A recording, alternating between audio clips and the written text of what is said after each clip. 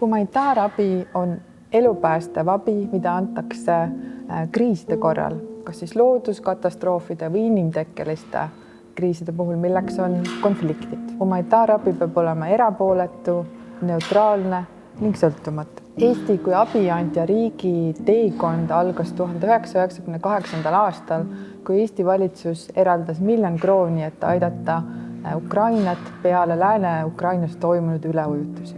25 aasta jooksul on Eesti andnud humanitaarabi kokku 33 miljoni euro väärtuses. Viimastel aastatel on Eesti humanitaarabist kõige suurem osa läinud Ukraina toetuseks. Samas oleme endiselt ka globaalne doonor, aidates inimesi maailma suurimas humanitaarkatastroofis Jeemenis, samuti Süüriast lahkunud sõjapagulasi Süüria naaberriikides. Lisaks on sel aastal toetanud Eesti Süüria ja Türgi inimesi maavärinate järel, samuti inimesi Marokos peale maavärinat ning Liibüas peale seal toimunud üleujutusi. Sudaanis ning Palestiinas andsime humanitaarabi peale sealsete konfliktide ägenemist.